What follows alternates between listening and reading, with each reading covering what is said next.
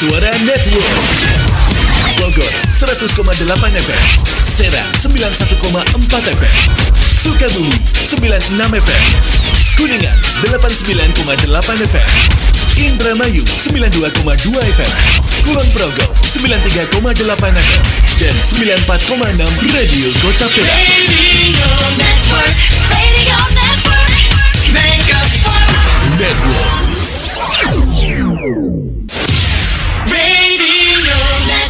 Radio Network, Mega Suara. Highlight 7 berita dari 7 stasiun Mega Suara Network. Highlight 7. Kembali berjumpa dalam Highlight 7 berita dan informasi dari 7 stasiun Mega Suara News Network hari ini Senin 19 Juni 2023. Bersama saya Rudi Ilham, inilah Highlight 7 selengkapnya. Highlight 7. Informasi pertama kita ke Banten. Pemprov Banten meminta pihak sekolah untuk melaksanakan penerimaan peserta didik baru yang transparan, akuntabel, dan efektif. Reni Susan melaporkan informasi selengkapnya dari Mega Suara Banten. Highlight 7. Baik, terima kasih. Penjabat Gubernur Banten Al-Mukhtabar melakukan peluncuran PPDB SMAN, SMKN, dan SKHN Provinsi Banten tahun ajaran 2023-2024 di Aula SMA Negeri 1 Ciruas, Kabupaten Serang, Jumat 16 Juni 2023. Peluncuran PPDB ditandai dengan pemukulan gong oleh PJ Gubernur Banten Al-Mukhtabar didampingi Kepala Dinas Pendidikan dan Kebudayaan Provinsi Banten Tabrani. PPDB dibuka mulai jalur afirmasi, zonasi, perpindahan tugas orang tua, dan prestasi mulai Senin 19 Juni 2023. Dikatakan Al-Mukhtabar, ada beberapa hal teknis yang berubah, tapi pada dasarnya sama. Perubahan itu bagian dari proses penyempurnaan untuk mencapai asas transparansi, akuntabilitas, dan efektivitas. Sistem yang telah dibangun akan memandu proses penerimaan murid baru. Al-Mukhtabar juga apresiasi kepada para kepala sekolah yang telah berusaha menjalankan tugas dan fungsinya dengan baik dalam memandu sekolahnya. Meski demikian, dirinya berharap para kepala sekolah tidak berpuas diri dan terus meningkatkan kapasitasnya untuk menjawab tantangan yang terus berkembang. Para kepala sekolah juga dipesankan untuk merawat sekolah dengan baik, melaksanakan dana BOS dengan baik. Di samping memantau transformasi knowledge, Pemprov Banten juga memantau pengelolaan lingkungan sekolah agar penataan lingkungan sekolah turut melibatkan para siswa sehingga memiliki kepedulian lingkungan. Demikian informasi dari Banten, Reni Susan melaporkan untuk Highlight 7 Mega Suara. Highlight 7. Bupati Kuningan melepas kloter terakhir jemaah haji asal Kuningan ke Tanah Suci Mekah. Informasinya dilaporkan Rio Dirgantara dari Mega Suara Kuningan. Highlight 7. Baik, terima kasih. Dari Mega Suara Kuningan dilaporkan sebanyak 327 calon jemaah haji asal Kuningan kloter ke-21 Kertajati dilepas dengan suasana haru pada Minggu 18 Juni 2023 pagi. Mereka dilepas langsung oleh Bupati Kuningan Aceh Purnama SHMH dari Komplek Kuningan Islamic Center atau KIC. Pemberangkatan ini merupakan terakhir dari 3 pemberangkatan asal Kuningan. Sebelumnya jemaah haji asal Kuningan dilepas pada 30 Mei atau kloter ketiga, lalu pada 7 Juni atau kloter ke-21 dan hari ini yang terakhir. Pada pelepasan kali ini, ratusan jemaah haji asal Kuningan dibantu dengan 8 orang petugas diberangkatkan menggunakan 9 armada bus. Para jemaah ini terlebih dahulu akan ditampung di Asrama Haji Indramayu sebelum nantinya diberangkatkan ke Saudi Arabia. Selain Bupati, hadir dalam pelepasan tersebut Ketua MUI Kabupaten Kuningan Dr. Kiai Haji Dodo Syarif Hidayatullah, Kepala Kementerian Agama atau Kemenag Kabupaten Kuningan Dr. Andes Haji Ahmad Handiman Romdoni MSI, serta jajaran lainnya. Bupati Aceh Purnama dalam sambutannya menyampaikan doa yang teramat dalam agar calon jemaah haji dapat menunaikan ibadah haji tahun ini dengan selamat dan khusyuk pada setiap proses pelaksanaan. Ia juga berpesan calon jemaah haji agar dapat menjaga kesehatan, menjalin silaturahmi dan juga komunikasi yang baik, serta disiplin dalam mengikuti seluruh arahan dan juga petunjuk dari petugas pembimbing. Demikian dari Mega Suara Kuningan, Rio Dirgantara melaporkan untuk Highlight 7 Mega Suara. Highlight 7. Kasus penularan leptospirosis terus meningkat. Dinas Kesehatan lakukan survei vektor. Informasinya dilaporkan Lilis Andini dari Mega Suara Kulon Progo. Highlight 7. Dari Kulon Progo dilaporkan, Dinas Kesehatan Kabupaten Kulon Progo melaksanakan survei vektor leptospirosis di Kecamatan Kapanewon Girimulyo dan Nanggulan karena jumlah kasus leptospirosis di wilayah ini cukup tinggi. Kepala Bidang Pencegahan dan Pengendalian Penyakit Dinkes Kulon Progo Rina Nuriati mengatakan perkembangan kasus leptospirosis pada 2023 mengalami kenaikan tajam dibandingkan tahun sebelumnya sebanyak 22 kasus dengan 3 kematian. Ia mengatakan situasi leptospirosis sampai dengan akhir Mei 2023 sebanyak 50 kasus dengan 8 kematian. CFR 16% melebihi situasi normal nasional 15%. Kasus leptospirosis terbanyak 2023 di Kapanewon Girimulyo dan Nanggulan. Untuk mengetahui sumber penularan maka dilakukan survei vektor dengan memasang perangkap tikus di dua wilayah itu yaitu Dusun Wadas Girimulyo pada 15 dan 16 Juni 2023 serta Kelurahan Jatisarono Nanggulan pada 24 dan 25 Juni 2023. Tikus-tikus yang terperangkap kemudian diambil darah dan ginjalnya untuk diperiksa ke Balai Besar Litbang Vektor dan Reservoir Penyakit B2P2VRP Salatiga. Dari Kulon Progo, Lilis Andini melaporkan untuk Highlight 7. Radio Network, Mega Suara. Website www.megaswara.co.id. Highlight 7. Hingga bulan Juni 2023 jumlah bencana alam di Kabupaten Sukabumi mencapai 8 kali dengan kerugian materi mencapai ratusan juta rupiah. Usi Harwan melaporkan informasinya dari Mega Suara Sukabumi.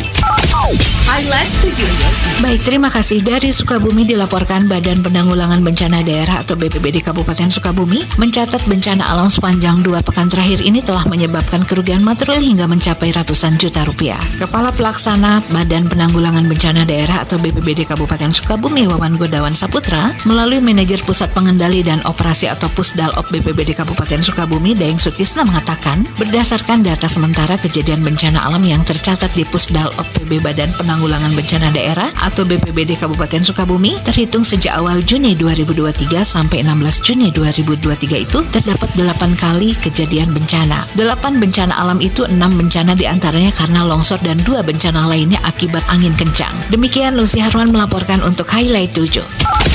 Highlight 7. Dari Bogor dilaporkan Pemda Kota Bogor kembali merubah jalur arus lalu lintas sejak diberlakukan perbaikan jembatan Otista. Wali Kota Bogor Bima Arya Sugiarto menjelaskan, perubahan arus lalu lintas ini hanya dilakukan di sekitar Jalan Siliwangi dan Surya Kencana. Sejak diperbaikian jembatan Otista, arus lalu lintas dirubah arah dari Jalan Siliwangi menuju Jalan Surya Kencana. Namun sejak banyaknya keluhan pedagang terkait menurunnya omset mereka, maka Pemkot Bogor akan mengembalikan arus lalu lintas kembali ke seperti semula. Direncanakan arus lalu lintas yang mengarah ke Jalan Surya Kencana akan diarahkan menuju Jalan Siliwangi. Selain mengembalikan jumlah wisatawan untuk berkunjung wisata kuliner Jalan Surya Kencana, pengembalian arus lalu lintas ini juga dimaksudkan untuk menertibkan pengendara motor yang kerap melawan arus. Namun hingga pagi tadi, perubahan arus lalu lintas di Jalan Surya Kencana belum dilaksanakan. Highlight 7. Sebanyak 2 tersangka pelaku tindak pidana perdagangan orang sebenarnya pegawai di perusahaan penyalur legal. Namun keduanya menjadi tersangka karena menyalahgunakan kewenangan. Berikut laporan Riri Fantastik dari Mega Suara Indramayu. Highlight 7.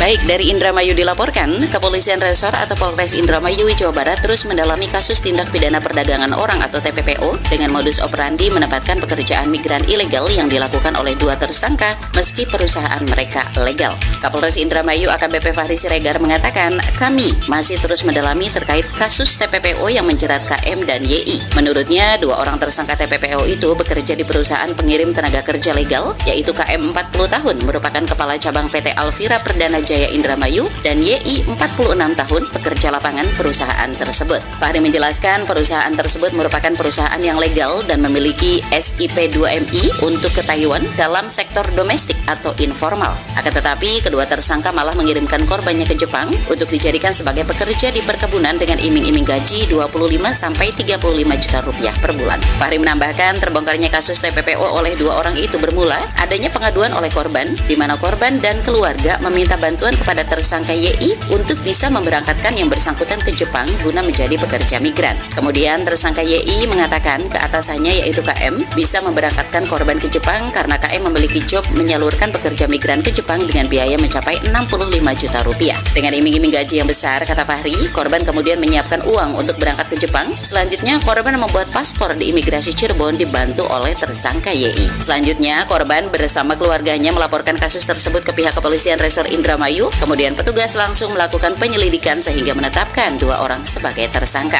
Atas perbuatannya, 2 tersangka dikenakan pasal 4 Undang-Undang RI nomor 21 tahun 2007 tentang pemberantasan tindak pidana perdagangan orang atau PTPPO dan atau pasal 81 Undang-Undang RI nomor 18 tahun 2017 tentang perlindungan pekerja migran Indonesia atau PPMI dengan pidana penjara paling lama 10 tahun. Demikian informasi dari Mega Suara Indramayu. Riri Fantastik melaporkan untuk Highlight 7. Highlight 7. Pemda Daerah Istimewa Yogyakarta menyiapkan apresiasi khusus untuk Putri Aryani yang mendapatkan Golden Buzzer pada ajang America's Got Talent 2023. Berikut laporan Muhammad Hafid dari Radio Kota Perak, Yogyakarta. Highlight 7. Baik, terima kasih. Pemerintah Daerah Istimewa Yogyakarta menyampaikan apresiasinya terhadap prestasi Putri Aryani yang mendapatkan Golden Buzzer pada America's Got Talent 2023. Bahkan pelajar SMK Negeri 2 Kasihan Bantul itu akan mendapat prestasi khusus dari Pemda DIY dalam waktu dekat. Pelajar SMK Negeri 2 Kasihan Bantul atau Sekolah Menengah Musik Jogja Putri Aryani menyanyikan lagu ciptaan dia sendiri Loneliness dan tampil memukau dalam ajang America's Got Talent 2023. Atas penampilannya tersebut, Simon, juri America's Got Talent 2023, memberikan Golden Buzzer. Prestasi penyanyi dan penulis lagu pop solo penyandang tunanetra berkebangsaan Indonesia itu viral di media sosial di ajang bergengsi tersebut. Sejumlah pihak pun mengapresiasi prestasi Putri Aryani, termasuk Gubernur Daerah Istimewa Yogyakarta Sri Sultan Hamengkubuwono X. Menurut Raja Keraton Yogyakarta itu, sejumlah apresiasi terhadap Putri tengah disiapkan pemerintah Daerah Istimewa Yogyakarta. Pemda DIY memastikan apresiasi terhadap Putri Aryani mampu menjadi pemicu semangat bagi musisi Bumi Mataram lainnya untuk melahirkan karya seni monumental dan mengharumkan nama bangsa dan negara. Demikian Muhammad Hafid dari Radio Kota Perak, Yogyakarta untuk Highlight 7. Highlight 7. Informasi tadi mengakhiri kebersamaan kita di Highlight 7 hari ini, Senin 19 Juni 2023. Saya Rudi Ilham, sampai jumpa. Highlight 7 diproduksi oleh Mega Suara News Network, Bogor, Serang, Kuningan, Sukabumi, Indramayu, Kulon Progo, dan Radio Kota Perak, Yogyakarta. Highlight 7.